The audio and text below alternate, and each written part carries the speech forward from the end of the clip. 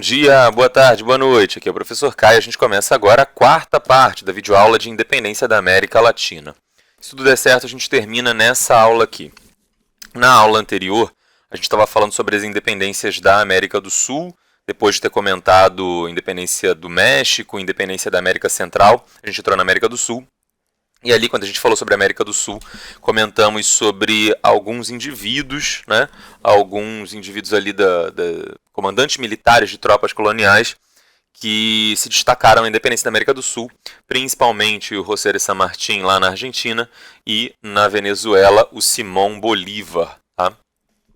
No caso desse último, do Bolívar, a gente vai ter que comentar um pouquinho mais porque ele não só comandou tropas, ele não só teve um papel efetivo na independência propriamente dita, como ele também tinha certas ambições, certas pretensões políticas que ele vai deixar, inclusive, muito explicadas, né, muito bem descritas, e elas vão ter alguma influência, né, na política latino-americana no final do século XX, início do século XXI. Tá?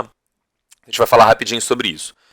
Esse cara, o Simón Bolívar, né, ele percebeu que, mesmo que os Estados Unidos fossem uma nação da América, do continente americano, e assim como a Venezuela era, assim como Colômbia, assim como o Brasil, assim como a Argentina, assim como o México, os Estados Unidos eles tinham uma certa diferença que era uma tendência expansionista. Tá? A Inglaterra também. A Inglaterra que formalmente apoiava a independência da América Latina, e a Inglaterra apoiava essa independência porque tinha interesse econômico, né? Não era porque era boazinha, o Bolívar ele começa a perceber o seguinte, olha, a Inglaterra está nos apoiando agora para a gente fazer a independência, bacana, mas ela na verdade tem um interesse, né, oculto aqui, nem tão oculto assim, ela tem um interesse aqui na América Latina que é o interesse econômico, que é o de vender os seus produtos industrializados, né, a gente pagar caríssimo por esses produtos, a gente manter sempre um fluxo de lucro indo para a Inglaterra e a gente aqui na América Latina talvez tenha dificuldade de se desenvolver a partir disso. Então o que Bolívar vai dizer é o seguinte, olha, tanto Inglaterra quanto Estados Unidos eles têm interesses de dominação sobre a América Latina. E se a América Latina ficar desunida, desagregada, né, se aquelas várias regiões ali da América Central, aqueles vários países ali da América Central ficarem separados, brigando um com o outro, se a América do Sul, né, as nações ficarem brigando uma com a outra, o México brigando com a América Central e sei lá mais quem, isso vai deixar as portas abertas para que Estados Unidos e Inglaterra possam exercer o seu domínio. Então, lá no ano de 1815, o Bolívar ele vai escrever um documento chamado Carta da Jamaica, no qual ele propõe, né, uma certa intenção. Qual era a intenção do Bolívar? Era a integração das nações latino-americanas, né, melhor seria dizer das nações hispano-americanas, tá?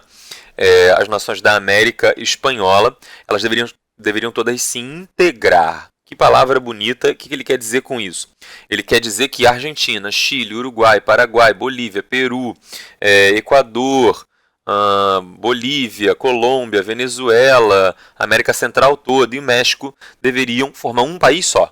Isso deveria ser um país gigantesco que vai do México até a Argentina uma coisa só. Tá?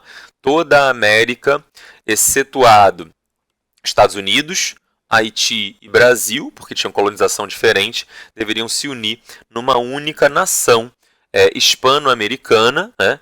E ele acreditava que essa seria a única forma de transformar essa nação numa potência, por ter uma enorme população e com isso ter um enorme exército, por ter muitos recursos naturais e com isso ter uma economia, né, muito poderosa.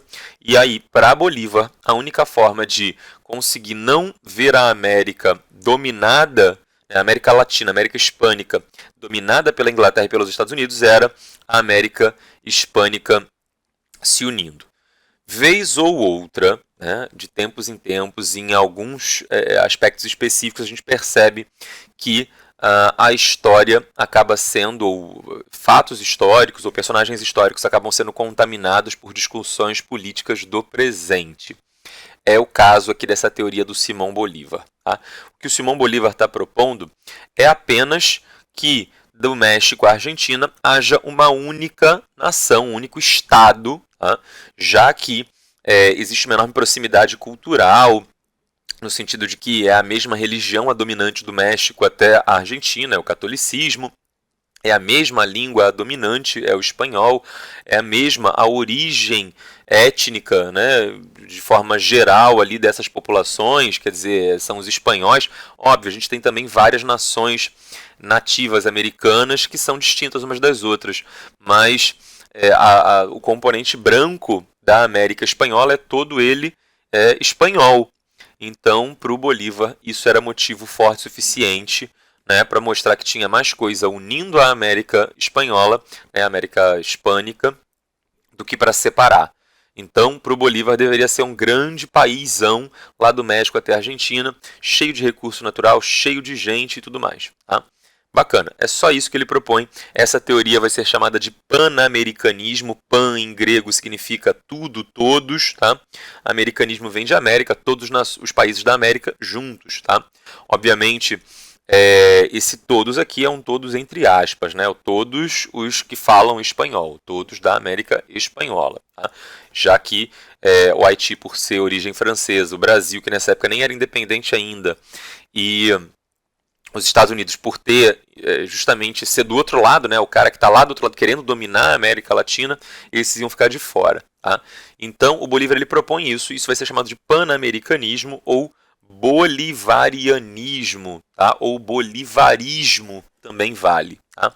Bolivariano, né, bolivarianismo é uma expressão mais comum, né, mais usada, mas bolivarismo também vale e a princípio eram sinônimos. Tá? O que acontece? De que maneira a história foi contaminada pela política? Lá no finalzinho do século XX, no ano de 1999, na Venezuela, um país vizinho a nós aqui, a Venezuela era um país mais ou menos igual ao Brasil, mais ou menos igual a todos os outros vizinhos aqui do continente, não tinha grande diferença. Lá no ano de 1999, um cara de esquerda radical consegue se eleger e chegar ao poder. Era um ex-militar, tá? Se não me engano, coronel, uma coisa assim, não tenho certeza, ou sargento, não sei, sargento ou coronel, não sei porque eu estou em dúvida entre um e outro. Mas enfim, uma dessas duas coisas aí. E aí, esse ex-militar, né, chamado Hugo Chávez, ele consegue se eleger lá no ano de 1999. E ele se elege com uma plataforma de esquerda. Ele diz que vai melhorar a vida das pessoas pobres e tal, vai fazer distribuição de renda, maior igualdade social entre todos, etc, etc, etc.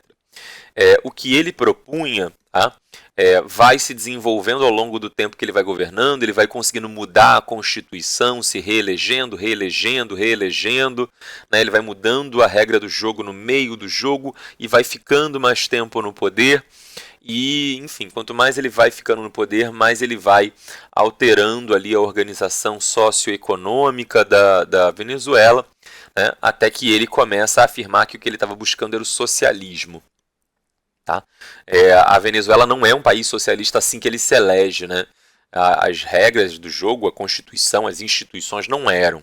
E aí ele vai tentando caminhar na direção aí do socialismo. Tá? Não quero discutir se o que ele fez, né? Que tipo de socialismo é esse que ele fez. Eu não estou, na verdade, preocupado em discutir a Venezuela dos dias de hoje. O que eu quero dizer só, e por isso eu menciono o Hugo Chávez, é que ele, sendo um cara mais de esquerda e tal, ele falava muito mal da influência dos Estados Unidos na América Latina. Tá? E quem mais falava mal da influência dos Estados Unidos na América Latina? O Simão Bolívar. Então, o Hugo Chávez ele fala, olha, eu sou socialista e bolivariano. Tá? Eu sou socialista e sigo o bolivarismo, ou bolivarianismo. Tá? São duas coisas. É que nem você dizer, eu sou torcedor do América e gosto de sorvete de chocolate. Então todo torcedor do América gosta de sorvete de chocolate. Não, nem todos. Eu, por acaso, né, sou torcedor do América e gosto do sorvete de chocolate.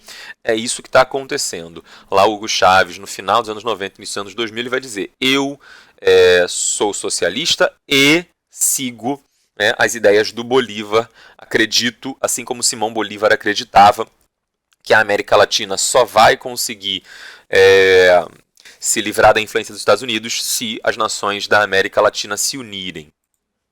Obviamente, o grau médio de conhecimento que as pessoas têm sobre política é muito limitado, né? Infelizmente, isso acaba também muitas vezes refletindo na classe jornalística. Então a gente começa a ter muita gente que não gostava do Hugo Chávez, não gostava da parte socialista do Hugo Chávez e das propostas dele, gente que não é de esquerda, que não acha bacana esse tipo de coisa e tal. Tudo bem, lícito, válido, permitido, né? Inclusive jornalistas. E começavam a escrever reportagens aqui apontando as coisas que estavam rolando de errado na Venezuela, os problemas, etc, etc, etc. E aí começava a dizer, olha, tá vendo? Tá dando errado lá na Venezuela, tá dando problema, isso e aquilo outro, porque eles são socialistas e bolivarianos.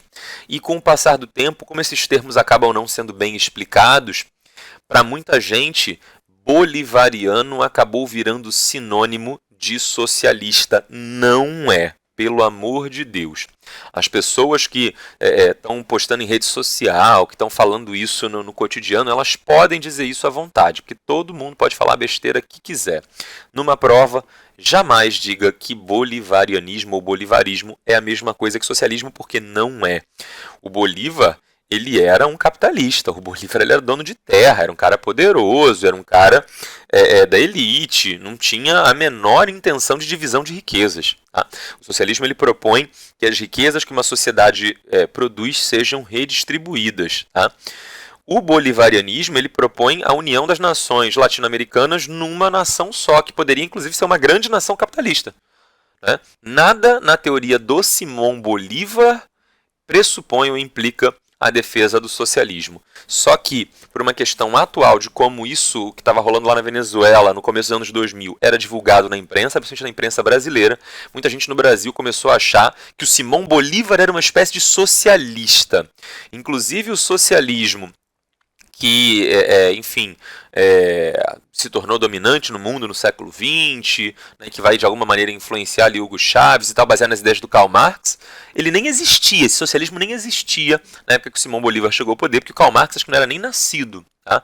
Então, assim, não tem rigorosamente nada a ver, nenhuma relação do Simão Bolívar com o socialismo. Dizer que Simão Bolívar era um socialista está errado. Tá?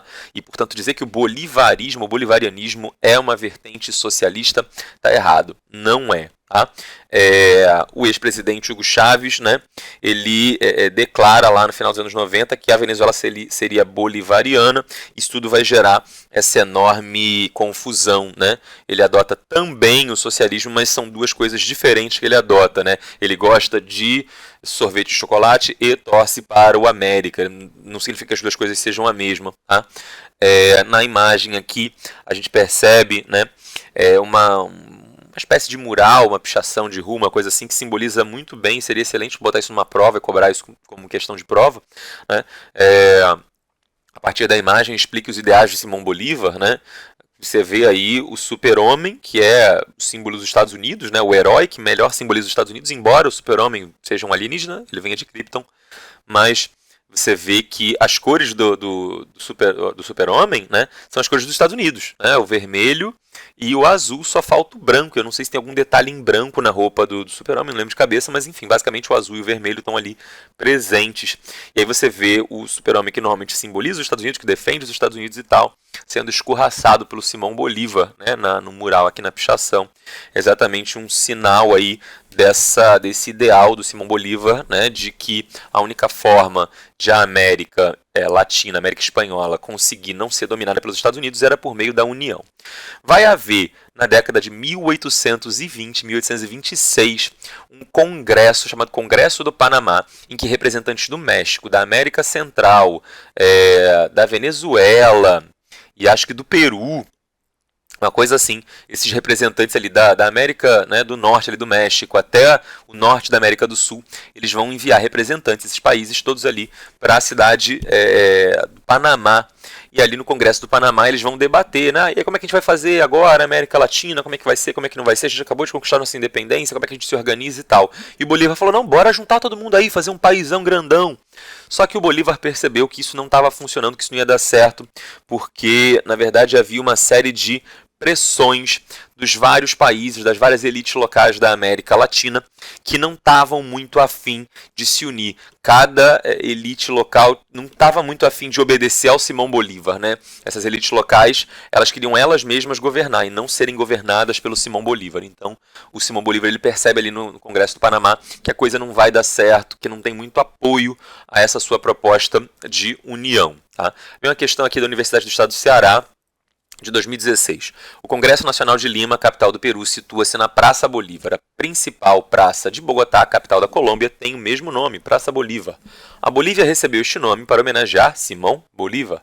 Sobre Simão Bolívar, pode-se afirmar corretamente que liderou um movimento a favor da independência da América do Sul, verdade, e idealizou uma unidade continental, um grande paísão, e ele chamou esse grande paísão de Gran ou Grande Colômbia, Colômbia aqui por causa do Cristóvão Colombo, que descobriu, entre aspas, aí a América, né? Então, esse é o nome escolhido, é a Grande Colômbia, né? Chamada Grande Colômbia, que se desfez em repúblicas. De fato, né? Essa unidade continental ela não aconteceu e esse país idealizado pelo Simão Bolívar, ele se desfez, ele se dividiu em várias repúblicas. Eu considero correta a letra A. Vamos ver aí, letra B. Bolívar lutou ao lado de José de San Martín na Argentina e Bernardo O'Higgins no Chile para a libertação desses países do domínio espanhol. Não, ele não chega até o Chile, ele não chega até a Argentina, tá? Ele para ali pela região do Peru, né? Tá errado. Letra C. Simão Bolívar foi um revolucionário criador do nacionalismo venezuelano e liderou a Revolução Bolivariana? Não. Né? O movimento de independência que o Bolívar faz não é uma revolução, não muda estruturas sociais, quem é pobre continua pobre, quem é rico continua rico. Quem vai usar esse termo revolução bolivariana, né, na Venezuela vai ser o Hugo Chávez no final dos anos 90, não tem nada a ver com isso aqui não. Tá? Letra D. O Bolívar era um monarquista convicto, errado, ele era extremamente republicano, tá? Por isso defendeu a centralização do poder para uma América emancipada. Não, ele defendeu uma centralização política, mas dentro de um regime republicano. Não necessariamente república precisa ser federalista, né? As repúblicas elas podem ser centralistas. Então, você pode ter centralização mesmo dentro de uma república, não precisa ser uma monarquia para ser uma república, tá? Então, não, o Bolívar certamente não era um monarquista, ele era um baita de um republicano. A letra A é aquela que eu imagino ser a correta e, de fato, é o nosso gabarito, tá? Por que no Congresso do Panamá o Bolívar percebe que as coisas não vão dar certo? Por que ele percebe que ele não vai conseguir criar um grande país? Ele percebe que, na verdade, existem em cada região da América Espanhola, elites locais, tá, chamados caudilhos. Tá? E aí o poder que essas elites, que esses caudilhos exercem, acabou sendo chamado de caudilismo. Tá? Normalmente os caudilhos eram comandantes militares que haviam liderado tropas ali na luta contra a Espanha pela independência. Esses caras, após a vitória contra a Espanha, eles continuam sendo muito influentes e poderosos junto aos soldados que eles comandaram. Por isso, eles conseguiam ter um enorme poder político. Eles conseguiam pressionar as autoridades políticas, o presidente do país, as elites locais e tal, falando, olha, se não fizer o que eu quero, eu estou cheio de soldado aqui que é super leal a mim. Eu inicio uma guerra civil. E, de fato, a América Latina, a América Espanhola, vai ser um continente muito marcado no século XIX pelas guerras civis. Então, após a independência ali entre a década de 1810 e 1820, até o final do século XIX, começo do XX, o poder na América Espanhola vai estar todo nas mãos dos caudilhos. Tá? Então, aqui nessa região da Venezuela tem um caudilho, aqui nessa região da Colômbia tem outro, aqui nessa região do México tem outro. Como esses caudilhos queriam ter poder para si, eles não aceitavam abrir mão do poder para um governante só mandar em tudo. É justamente a existência desses caudilhos que gera uma tendência à separação, à fragmentação territorial que impede a união da América Latina. O caudilismo é caracterizado pela divisão do poder entre chefes de tendência local, os caudilhos. Esses líderes eram, geralmente, de origem militar, oriundos, em sua maioria, da desmobilização dos exércitos que combateram nas guerras de independência de 1810 em diante. Então, de 1810 em diante tem guerra de independência. Nessas guerras de independência teve um monte de comandante militar, mas quando as tropas, os soldados são desmobilizados, ou seja, acabou, esse exército aqui está dispensado, né?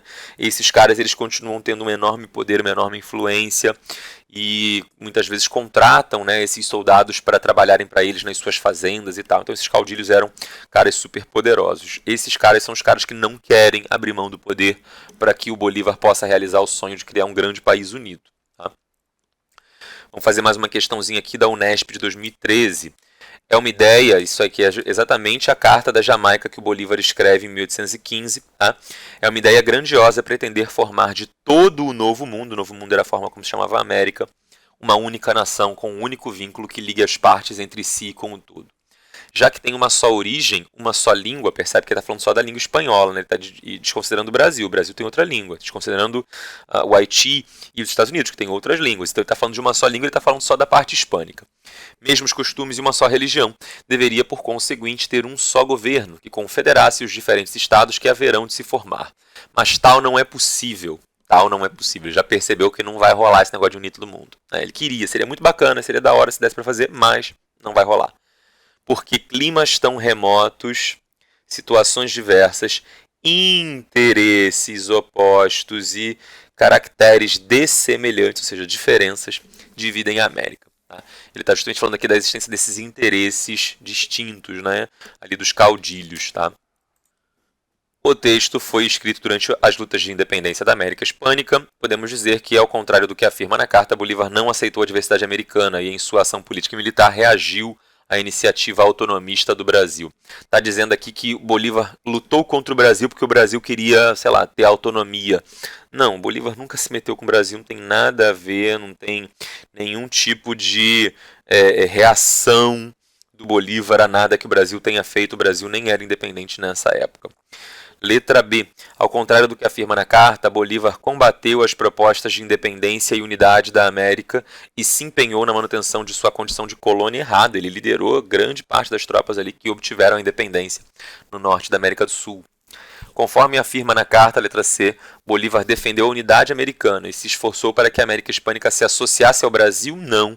Ele está falando de um idioma só, ele está excluindo o Brasil, que tem outro idioma, né?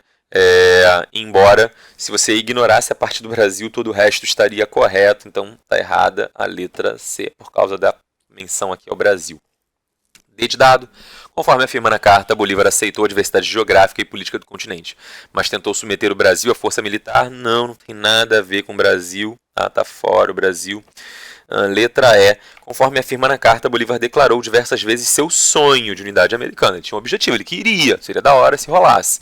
Mas em sua ação política e militar, reconheceu que as diferenças internas eram insuperáveis. Ele percebeu que a única forma de obter essa unidade seria se ele usasse as suas tropas para lutar contra outras tropas de caudilhos da América Espanhola. E aí ele percebe, isso não é bacana, a gente ia acabar mergulhando a América Latina em guerras civis, em guerras internas. Então eu aceito aqui que não vai rolar mesmo, é isso. A letra E está toda correta, é o que eu imagino ser o gabarito, e de fato é. A independência do Uruguai.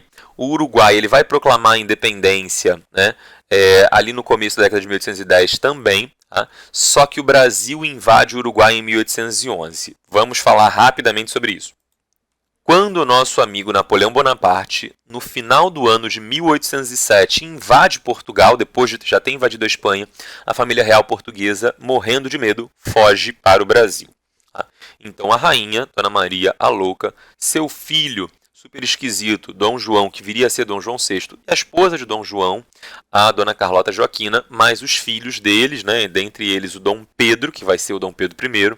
Essa galera toda vem para o Brasil. Tá? Então, a família que governava Portugal e que, por tabela, governava o Brasil, vem para o Brasil. Parece que o jogo virou, não é mesmo? A partir daí, o Brasil passa a ser o ponto mais importante do mundo português. Portugal está sob domínio da França, e aí os governantes estão aqui morando no Brasil. Tem uma série de questões sobre as quais eu vou falar quando a gente chegar nessa matéria, né, da vinda da corte, de Dom João, sobre por que o Brasil precisava invadir o Uruguai, mas tem a ver com motivos estratégicos de transporte. Tá? Era útil para o Brasil dominar o Uruguai, porque isso facilitava o transporte aqui de uma parte do Brasil e tal. Então é isso que você precisa saber agora.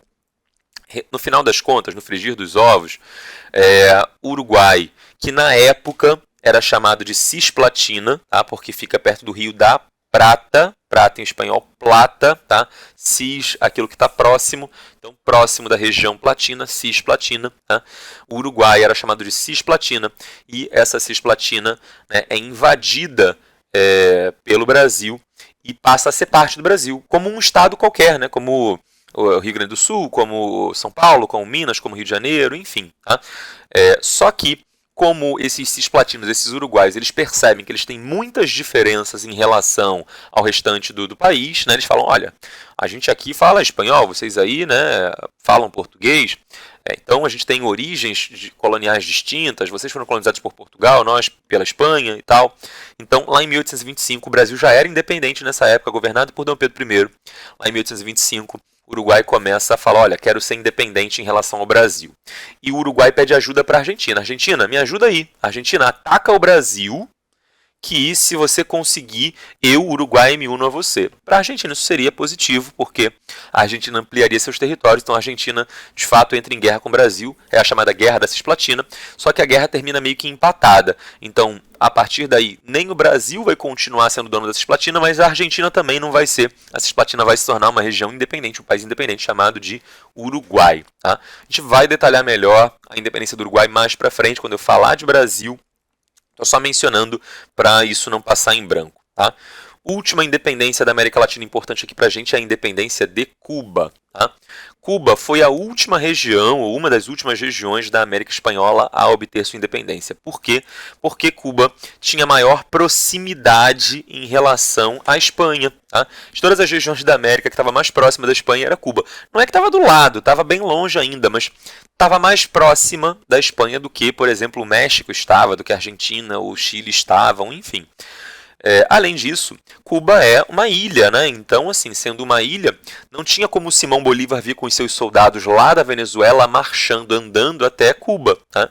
As grandes partes dessas tropas que fizeram a independência da América Espanhola, elas não tinham poderio naval, elas não tinham navios, elas tinham soldados, elas tinham cavalos, elas tinham canhões, mas navio já é outra história, é muito caro, é muito difícil.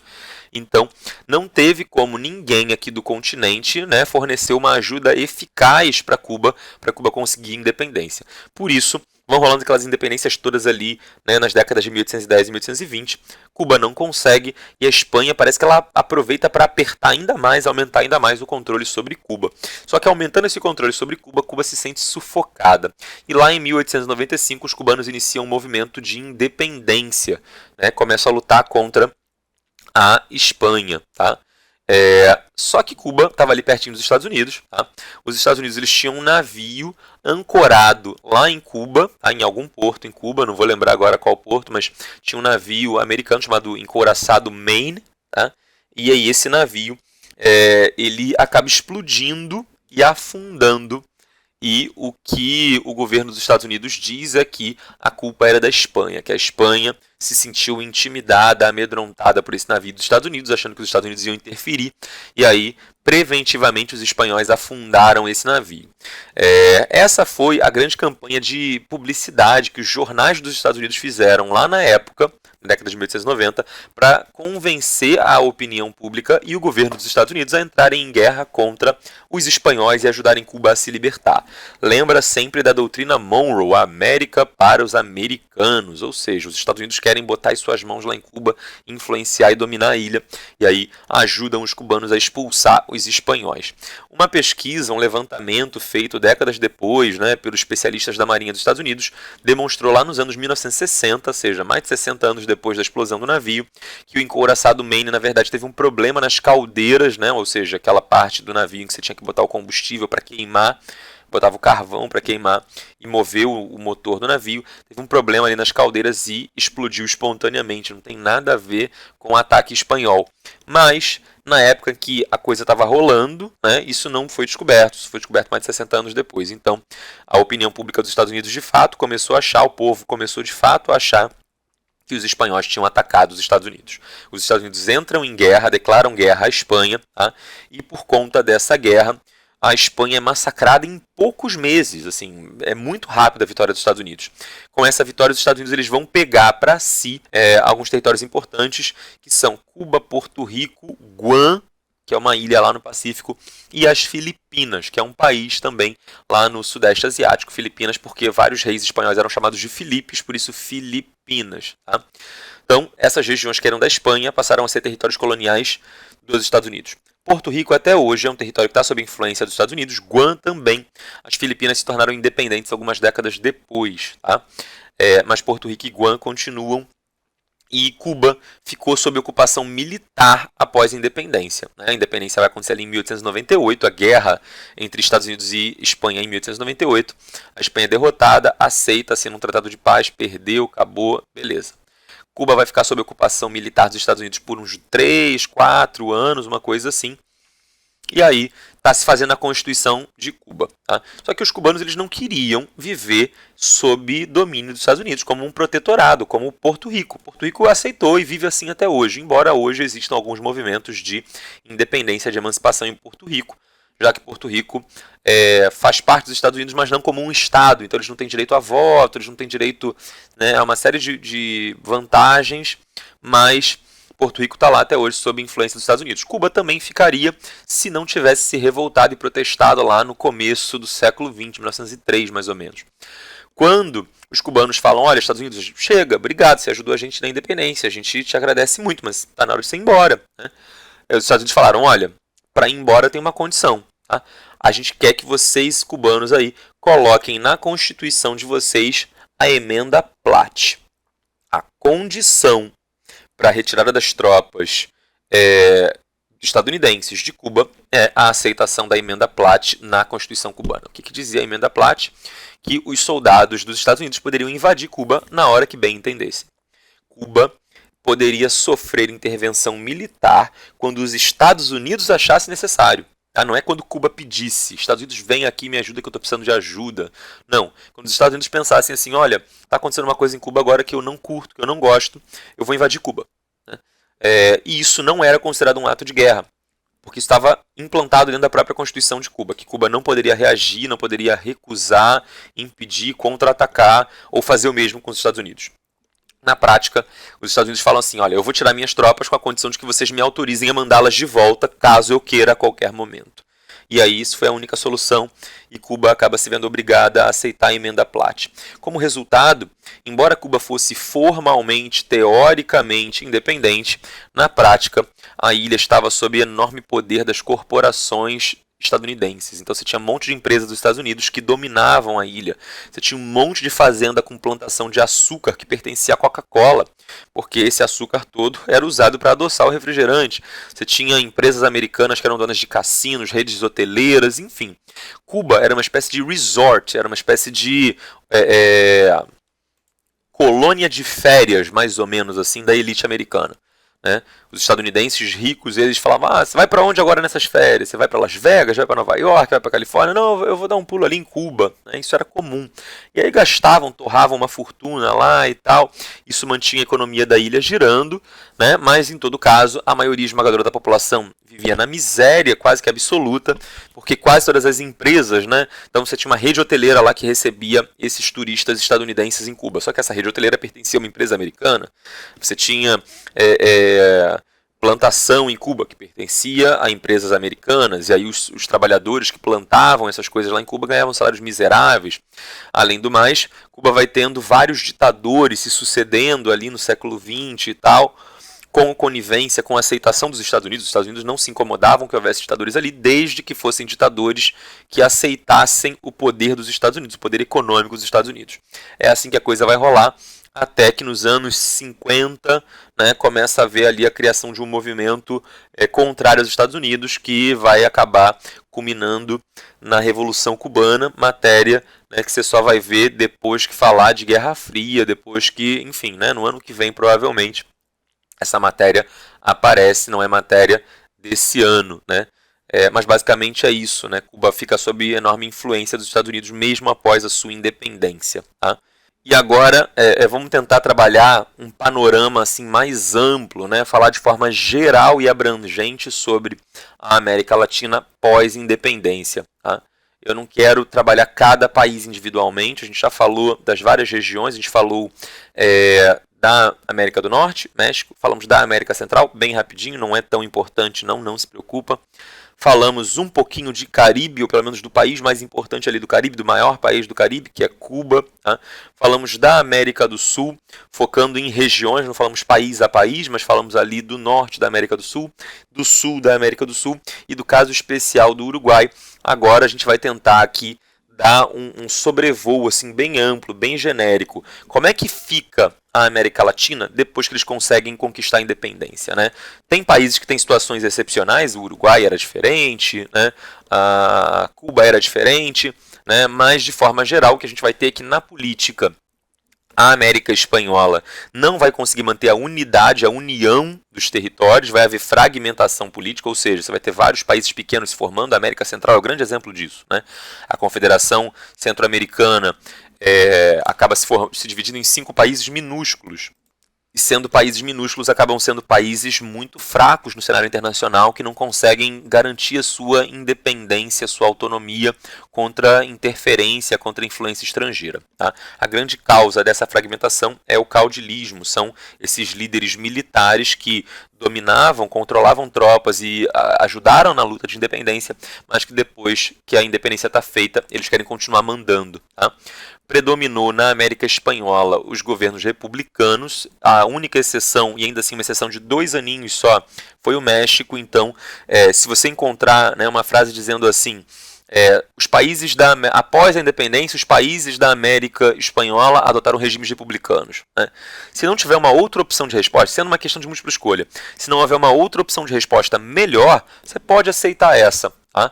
Aí você vai dizer, poxa, Caio, mas eu sou bastante estudioso, eu sei que nem todos viraram república o tempo inteiro, tem a exceção do México, que foi uma monarquia. Né? Mas se for uma questão de múltipla escolha, e parece que todas as outras opções estão erradas, e a opção que você acha que é a certa é uma que diz, olha, após a independência, a América Espanhola adotou governos republicanos. Ok, marca essa, porque de fato isso predominou. A situação do México ela foi muito excepcional e muito curta, tá? Não foi uma coisa duradoura. Então, de forma geral, predominaram aí os governos republicanos, mas sempre adotando modelos autoritários, né? Porque a gente não tem regimes realmente democráticos, não tem muita igualdade política, as elites crioulas continuam ali com todo o poder nas mãos, as minorias de indígenas, de mestiços, né? Minorias não, as maiorias de indígenas e mestiços acabam não tendo o seu peso numérico representado como peso político. Elas eram muito numerosas, era um monte de mestiço, era um monte de indígena, mas que não mandavam nada na sociedade, eram abusados, explorados, enfim. Tá? Em termos econômicos, predominou um modelo agroexportador. Grande parte dessa elite crioula era dona de terras, né? E eles já eram ricos sendo fazendeiros. Eles tinham medo de que, caso houvesse algum tipo de industrialização, pudesse surgir uma nova elite que excluísse eles, crioulos, do poder. Então, para que essa nova elite não surgisse, normalmente, na América Latina, você vai ter sempre os governos evitando dar estímulos à industrialização ou prejudicando medidas que levassem à industrialização, enfim. Então, a industrialização ela vai ser retardada, ela vai ser atrasada na América Latina. Essa industrialização ela só vai acontecer no século XX. A Inglaterra faz a primeira Revolução Industrial no século XVIII. A Europa Ocidental faz a segunda no século XIX. A América Latina vai participar só da terceira Revolução Industrial na primeira metade do século XX. Ou seja, 200 anos depois da Inglaterra, mais de 100 anos aí depois da Europa. Tá? Isso vai fazer com que a América Latina crie uma situação de dependência econômica, sem contar o fato de que muitas dessas independências, né, passaram por processos de endividamento. Por exemplo, no caso do Haiti, a gente tem o Haiti saindo extremamente endividado, né, do seu processo de independência, porque teve que aceitar o pagamento de uma indenização para a França concordar com a independência, conceder essa independência. O Brasil, mesma coisa, o Brasil saiu endividado da nossa independência, embora o Brasil não esteja sendo tratado aqui, mas de forma geral, os países da América Latina, e aí eu estou incluindo até o Brasil nesse caso, adotaram uma posição econômica muito ruim no século XIX e acabaram se tornando países dependentes, né? Ou seja, que não tinham uma riqueza muito grande, que não conseguiam uma prosperidade econômica, que precisavam sempre contar com o apoio de grandes potências da época, seja a Inglaterra, seja os Estados Unidos, porque senão não tinham como suprir a necessidade de produtos industrializados. Tá? Além disso, a gente vai ter a manutenção da estrutura latifundiária, ou seja, muita gente sem terra e pouca gente com muita terra. Tá? A gente vai ter pequenos grupos, pequena quantidade de gente ali sendo muito poderosa e muito influente em termos econômicos e políticos. Né? A gente vai ter esses pequenos grupos de caudilhos, essa elite crioula ali, que vai compor uma verdadeira oligarquia. Tá? Ou seja, e aí eu não sei se você sabe o significado da palavra oligarquia. Em grego, oligos significa pouco, arquia, poder, poder na mão de poucos. É o contrário da democracia, né? A democracia está todo mundo participando, está todo mundo contribuindo, todo mundo determina os rumos do governo. Numa oligarquia, não. Só a elite econômica, né? Só um pequeno grupo é quem controla o governo do país. A América Latina vai ser marcada pela estrutura fundiária desigual, injusta, com latifúndios e oligarquias. Tá? Vamos fazer uma questãozinha aqui para consolidar essas coisas que a gente viu e aí a gente encerra a nossa aula.